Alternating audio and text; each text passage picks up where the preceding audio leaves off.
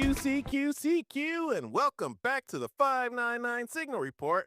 I am your host, Ron, W2ELS. As part of the year of the CW Club, I've invited two special guests with me here in the shack to talk about LICW, or the Long Island CW Club. In the shack with me today, I have Howard, WP2UZE, and Mike, N1CC. Howard, Mike, you are 599 coming out of November Yankee. How am I sounding? You're sounding great, loud and clear here in Long Island. You're 20 over in southern Utah. 20 over. Thanks for Utah and thanks for Strong Island. It is a pleasure to have you both in the shack with me, and I am looking forward to the conversation we have today because I am talking about one of my personal favorite CW clubs, LICW. So thanks so much for being here.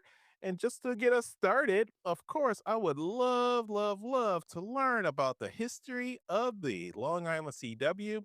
How did it start? What are its origins?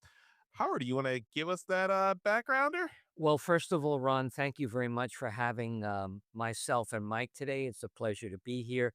You know, we used to do more podcasts, but it's mostly, video on YouTube. But if you remember that Dit podcast that Oh, yeah. Bruce was running, we did that a couple of times. So it's very nice to see that you're keeping podcasting alive here for ham radio. So thank you again for having us. So, how did the club get started?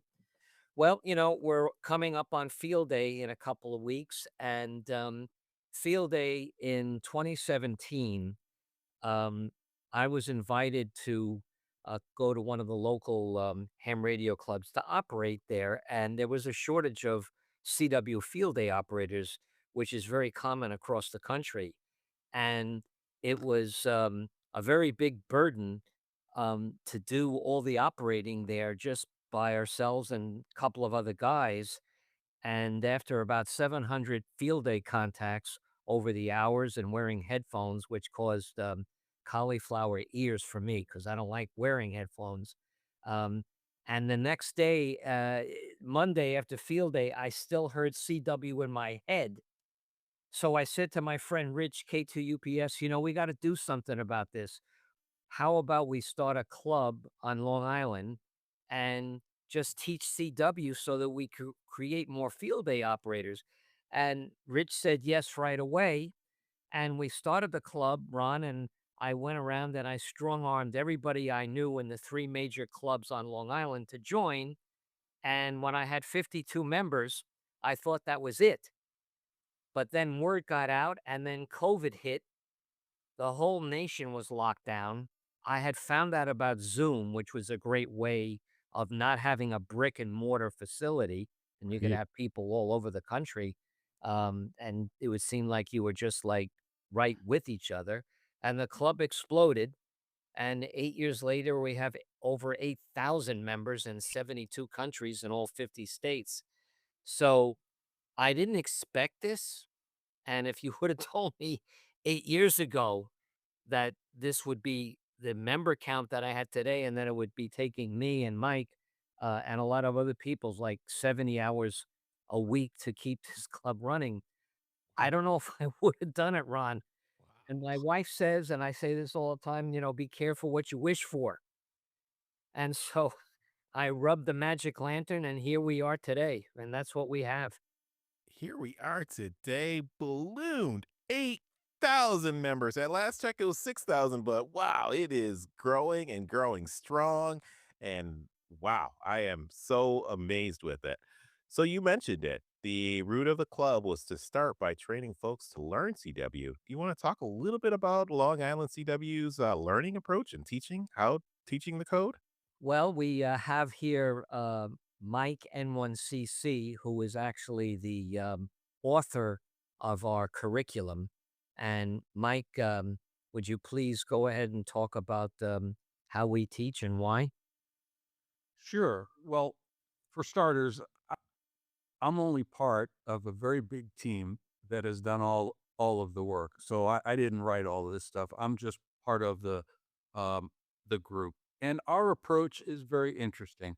We took a clean sheet approach. We After a couple of years of training, we looked back at what we had been doing and our results, and we decided that we wanted to look at all the historical documents available. And because Morse code was very important in the war effort, there was a lot of research done into it, both in the United States and in Europe. And we read everything that we could get our hands on. And we took what we learned from those historical documents, and we combined it with our collective experience, now having taught several hundred uh, people Morse code, and we developed an experienced and science-based approach uh, to teaching Morse code. Morse code is very interesting because no two people learn it the same way. Absolutely. There is no one right or best way Right. to teach it. So we respect many different approaches out there, but we developed techniques that were optimized to give the average adult student the best opportunity for success to gain proficiency in Morse code, to get on the air in a reasonable amount of time, and to do it all with maximum flexibility. Flexibility is one of the core tenets of the club and within the curriculum. When you join, you don't need to wait for any classes to reset. You can start right away. Right. There are no courses within LICW that are of a defined length because the journey is a different length for everyone. So, why create an 8-week course for a 6-month journey? It doesn't make any sense. There's a lot of flexibility into how we teach, and that is the basic student experience. Wow. Absolutely amazing. Absolutely amazing. And Mike Howard, how many classes are you offering per week at this point? Well, we have 182 classes per week, Ron. That's per week. Wow. Some of that is the CW classes, but every day we have different forums. So what we did, especially during that COVID area when we started, we wanted to make a community where you could come not only to learn CW, but to be a part of all different aspects of amateur radio. So on Monday night, we have a, radio and related technology forum where you could be listening to people speak about uh, outer space exploration all the way to satellite communication and everything in between. Um, Wednesday night, we have a CW makers class where people get together about building kits and also 3D printing on that day. Saturday, portable operations forum, which is very popular. And then also on Saturday, every Saturday at 1 o'clock, we have a boat anchor forum where guys that are interested in vintage gear come together and we have presentations and discussions and that's just a portion of some of the forums that are available. All of these are listed on our class calendar, which is on our website. But we made this mix, Ron. So when you put it all together, it's 182 per week. 182. That is absolutely amazing, Howard. And really, you mentioned it. It's beyond just learning the dits and the das. It's really about building community. You mentioned the Bodeacre Forum. I know there's an antenna forum. All of those things. It's absolutely amazing. Well, thank you. Thank you. Well, that's what we wanted to do. We wanted to make it a welcoming place where people wanted to come because if it was just about learning CW and just doing rote work, we thought maybe it wouldn't be as successful as having it very broad like that. Absolutely. And you said a welcoming environment. So let's talk a little bit more about that welcoming. I know there's a YL group, I know there's a kids group, and I know there's special folks who need special needs. Can you talk a little bit more about those programs? Well, those are the very important tenets of our culture, Ron. And the way the club is structured, it's supposed to be a friendly environment. Nobody's allowed to say anything controversial. No one's allowed to criticize anybody else. And anytime anybody has any type of suggestion or an idea, it's accepted and reviewed, studied, and the majority of the time we do implement these things. And if we don't, we would give that person a thank you and a detailed explanation why it might not be a particularly fit at this time. So this makes a very welcoming and creative environment where people are willing to participate because they know that there's not a hierarchy running the club. We always say that Long Island CW Club is run from the bottom up. So we actually don't have officers. I'm not a president. I'm not the CEO, and there is no board. We don't run the club like that. We run it based on participation from everybody, and it all seems to come together. We embrace YLs. We're going to hit 500 YLs within this month. Wow. I thought we were going to have 50, hopefully. Now we're 10 times that much and we're going to hit 500. I think we're at 490 something now.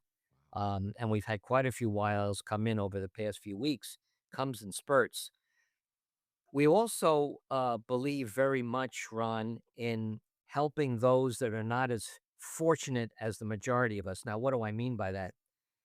Um, our entire website and every document we have is accessible to people that have a sight problem or are blind. We spend a lot of time getting everything to be accessible. On top of it, we always want to be known for what are we doing to help others. And we developed, I'm very proud about this, a haptic vibrational device that gives CW vibrations to the palm of your hand. That's a patented device. So if you have any type of hearing problem or you're deaf for that matter, you'll still be able to do CW because you'll get the vibrations very strongly to the palm of your hand. You just put it on top of that thing, it copies the CW. And to me, that's also a good learning assist to people that have normal hearing. Right. Right. So that was something that we developed. And on top of it, we also teach kids, Ron. Uh-huh. We taught over 600. 600. Wow. We we run about 12 classes a week for kids aged 4 to 18. No Mhm. charge for the kids program, and as we all know, with all the gray hair we have in ham radio, it's very important to have youth coming into the hobby. Absolutely. Probably one of the most important things we can do. And when you're young and your mind is clear, these kids pick up CW. Well, it would take an adult 4 or 5 months. They pick up in 4 or 5 weeks. It's incredible. Absolutely. Incredible. So those are the basic tenets of everything. I spoke quite a bit on this, but you asked me a question that's very dear to our hearts there. Absolutely. If I might add on that, the culture that Howard built is foundational, and the academics that we built wouldn't be possible without that foundation. Because when we have over 100 instructors, and we are very, very selective in who we allow to instruct because we don't look for the hotshot Morse code operator. What we're looking for are people that have compassion and empathy for their students.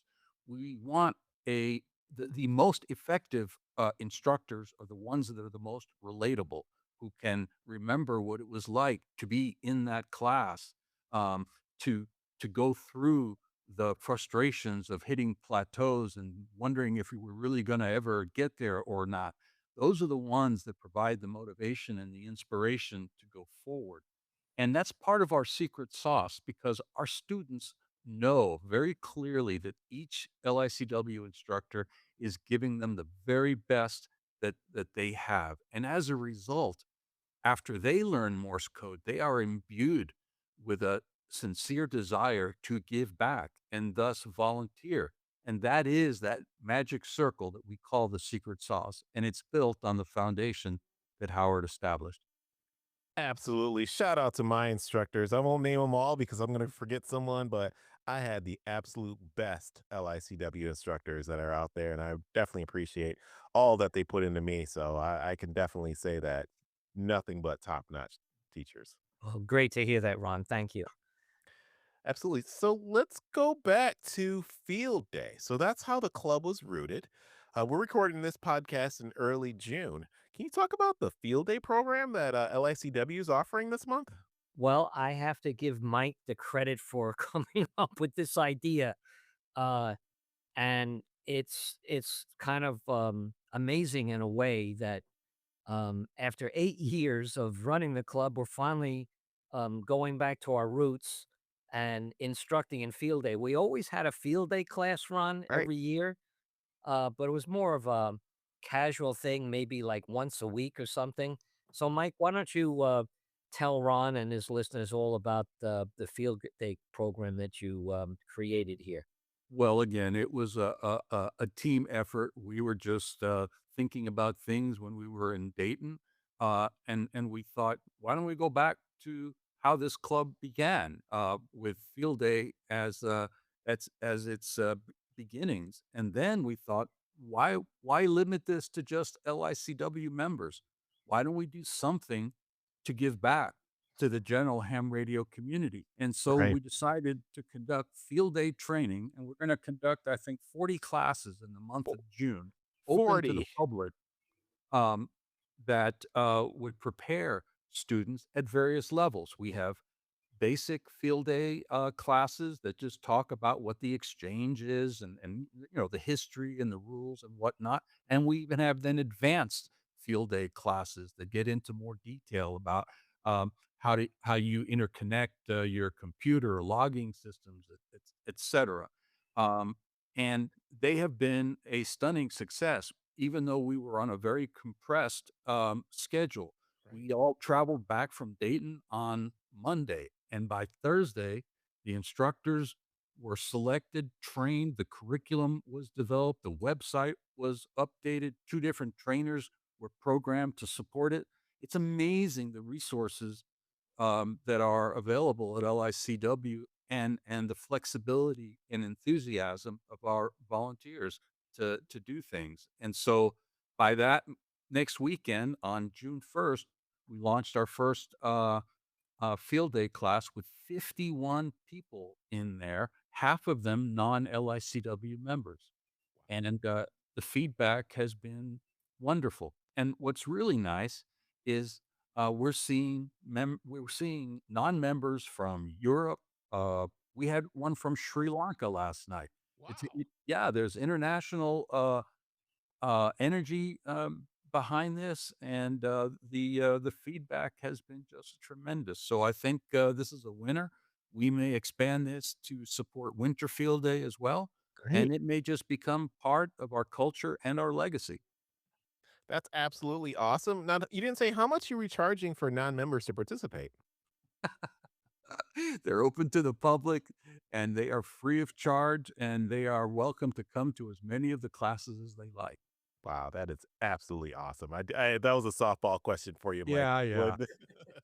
Wanted to make sure we let the folks know out there that if you are interested in field day training and learning more about that, please go to the LICW's website and sign up and join in. And there is no cost for you to participate. So this is absolutely awesome. And I'm sure someone's going to be thanking you who's at 2 o'clock in the morning. They're going to be working the key and they're going to be like, thank goodness I went to that field day course. Well, So that's exactly what we hope would be the outcome on that run. yeah, absolutely. So we've talked a lot about LSCW, where you currently are, but where is the club going? What's the future direction? What does the future hold, Howard and Mike? Well, I'll tell you what we're working on now, and we think about the future all the time. Um, we have to work, and we're doing this now. Secession. I'm 74. I never knew that. Yeah, Wow. so I've been doing 60. I've been doing CW for over 60 years now, Ron.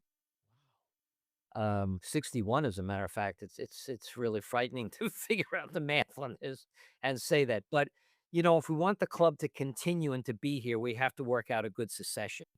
So over the next couple of years, we're going to start passing this down to younger people so that we keep it going and that this becomes um, a reliable place for people to learn CW in the future. So that's one of the main things we're doing. And what else have we got planned, Mike? Well, we spent the last 5 years focused like a laser beam on developing and refining our curriculum. Great. And it's now Howard's going to laugh, but it's relatively mature and stable. But um, so this year we decided to focus on improving the member experience through technology. We spent the first third of the year working on making our schedules uh, reflect more accurately exactly what's going on in every class and every forum. The second third of this year, we will be rolling out a student portal, which will completely change the way our students interact with our curriculum, our courseware, and our resources.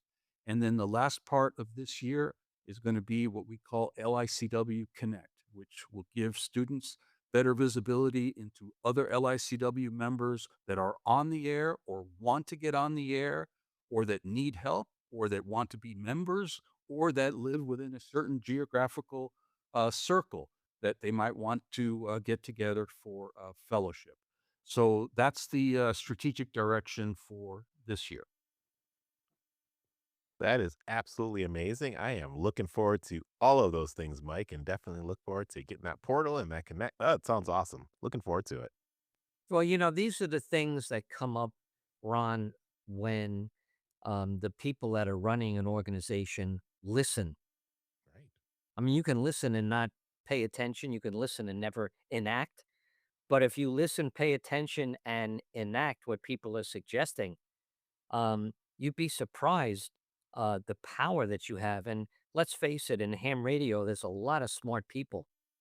There's a lot of engineers. There's a lot of brilliant individuals. And if you can harness that energy, it's really amazing.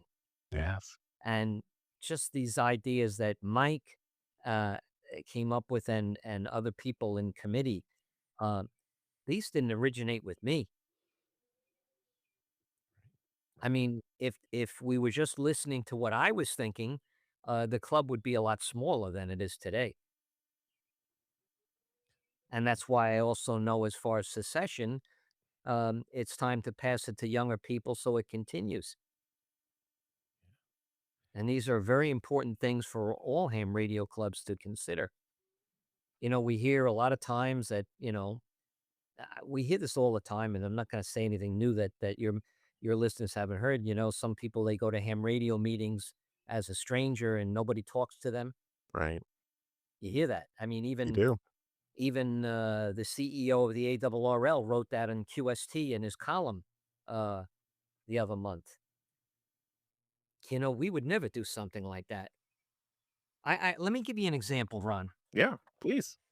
A few years ago, have you heard of V band? Do you know what V band is? Yep. Absolutely. All right. Most people know what V band is now. Uh, it's an online CW way of communicating on the internet. Mhm. These people, I don't know, 4 or 5 years ago, sent an email to me. We have V band. Would you're interested in this at all? I sat on that email for like 2 weeks. Said, what am I going to do here? We're trying to get people on the air. We're dying to get people on the air. And everybody's kind of scared about getting on the air. And we're trying to break that. What are we going to do with getting people on the internet? I said, you know, let me reach out to these people anyhow. Well, fast forward, Brian, uh, who runs that along with a fellow named David, out of all the people in the world that I asked to make a registration system for Long Island CW Club, he was the only one who came through and built it for me. And he built it for me on the basis of Google Sheets, which I, as an old timer and an analog guy, understand, rather than having me to go to a database, which I didn't want to really have to learn. Mhm. So he took my sheets and put it into an entire system. Nice. Very nice. So not only did we partner with V-Band and we have a class for V-Band, and that all became part of Long Island CW Club anyhow, he helped me where nobody else, whoever promised they were gonna do something for me, disappeared on me. He stayed with me even to this day. Yes, So absolutely. here's an example of when you embrace even when maybe something that you think is totally opposite of the direction you want to go, but you listen, you get a good result. You can get a good result. Absolutely. And this is the example I give to anybody about, what I'm trying to say about being a listener and, welcoming feedback, ideas, criticism, everything. Sometimes people will send us an email. It might be critical, and then I'll say to Mike, did that guy have a point? And we look at it and said, maybe he does. Right. Right. And I think you said it. I mean, as we're doing this year of the club series, I think these are the type of conversations or the type of feedback or listening I think clubs can do in order for them not only to survive, but also to thrive and continue to grow, just like you have done. Well, in any type of organization, uh, whether it be an amateur radio club or a corporation, Mhm. if it's structured in a pyramid and it's a top down run organization, basically you have yes people in the chain of command Mhm. because they're afraid to say something the boss doesn't want to hear. Right. So it doesn't really get any type of feedback for him to make an intelligent decision. But that's the way the culture is. Now, there are plenty of companies in the world that operate like that still make money in spite of themselves and they don't have any problem. And you don't hear anything wrong about that because they're still making money on whatever they do. But there are plenty of companies that go out of business being structured like that. Absolutely. And so I've been an owner of a company and I had a partner. Um, I sold out to my partner 30 years ago. I'm still involved with the business, but it wasn't being run the way I thought I wanted to do it. So I figured, if I ever have a chance to run something again, let's try it this way and see what happens. And the growth is explosive, Ron, and people appreciate that type of atmosphere. Absolutely. And people are more motivated, Ron, by a thank you than they are by a salary. Mhm. Appreciation to workers is more important than a salary. Right. Now, I'm not saying people will work for nothing, Right. just say, okay, boss, give me a thank you and don't write me a check.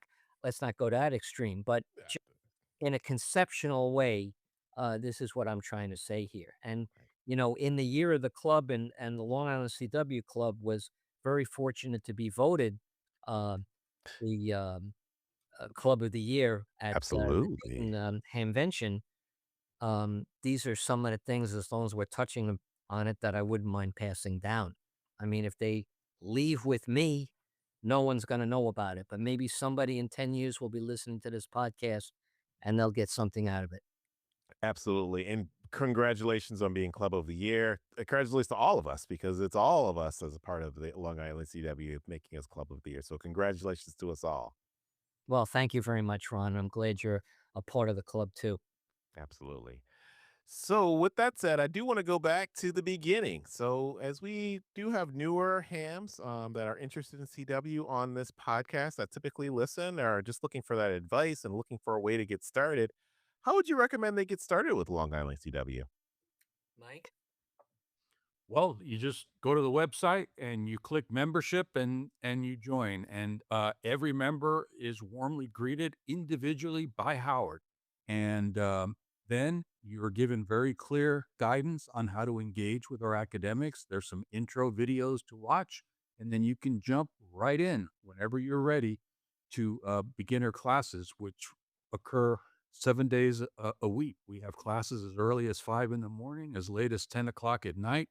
There's a lot of flexibility in how you progress. You progress at your own pace. And if I was to give any advice to any new person, it's not to come in with any pre-existing expectations. You might excel, you might take a little longer. It doesn't matter. We all go down the journey a different way. But LICW is designed to support you, and we'll get you where you want to be. Absolutely. That sounds like a great way and a great way to get started. As I promised you both, it is now time for the rapid fire questions. So I'm going to go ahead and give you questions, and you can answer in only one or two words. Oh, Howard, wow. are you ready, Howard? Are you ready, Mike? We're ready, but this is interesting. All right, here we go. So now you have to tell me, what is your current words per minute sending speed? I taper off at 52. Oh, Mike. We don't focus on speak. I can do conversational head copy. That's Okay, fluency. That's our focus. that's your focus. That's okay.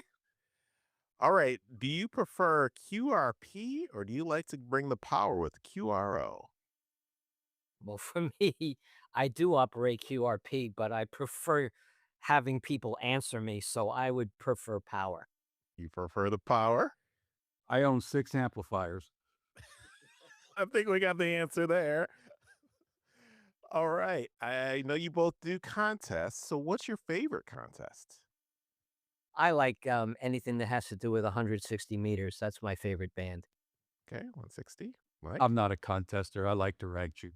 Just like the rag chew. That's fine. I see you both have a bunch back there, but you got to pick one. What's your favorite rig? Oh, my favorite rig right here is the DX60 that I'm looking at right now as I speak to you, Ron, which was my actual novice rig. My dad bought this for me in 1965, and this is the original radio. This is it. So I've That's had it. this all my life since I was 13. Wow, that is amazing, Howard. Mike, favorite radio? My Collins Gold Dust Twins. Oh, the twins. Oh, wow. Very cool. All right. You have to pick one type of key that you like. Is it the bug, the straight key, the cootie, or the paddle? Well, I like to use the key or the paddle to save my wrist, but the bug with a banana boat swing is definitely the best sounding to me. But it's got to have old time swing to it, Ron. Get a little bit of swing in there. All right. Mike? I love them all, but my favorite is a narrow space dual lever paddle, and the Pagali Leonessa is number 1 on my list. And I was just going to ask that. What's your favorite key? So it's the Bigali Luminesso, you said? Leonessa, which is Leoness. the nickname they gave for Brassia, which is the town where the Pagalis live.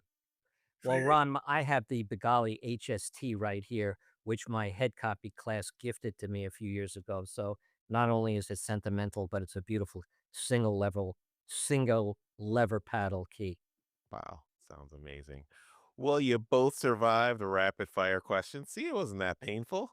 Well, we answered in more than 2 words. You did. I guess you allowed us, huh? Howard, I I'm not going to answer anything in 2 words. Yeah, I don't think I can answer questions like that in 2 words, 2 sentences. No, that's all right. We got through the rapid fire. We got some really good answers. So thank you both for participating. So as we wrap up the podcast, I do want to give you both a chance to give some final words to the audience. So Mike, you want to start first? Oh, I just want to say, Ron, thank you so much for having us. And to anyone that's out there that wants to learn Morse code or knows Morse code and wants to get better, please come visit us at the Long Island CW Club. We have something for everyone, even people that don't want to learn Morse code, but just want to engage in a rich and vibrant community of like minded hams. So come see us. Great. Thank you, Mike. Howard, final words. Well, I wanna say thank you to, everybody that's helping run this club. There's over 100 people that are involved in the teaching, the administration, the running of the forums. Secondly, I'd like to, thank all the people who have joined and those that are participating regularly, such as yourself, Ron. It's very heartwarming, and some of the beautiful emails that we get, and some of the complimentary and nice things that are written and sent to us. I never in my life would have thought 8, 9, 10 years ago that I would be saying this today, and that I would be on the receiving end of all of this. When you think about your life, Ron, and you get as old as I am, and you wonder if you've accomplished everything that you've wanted to set out to do, and did you have a good purpose in your life?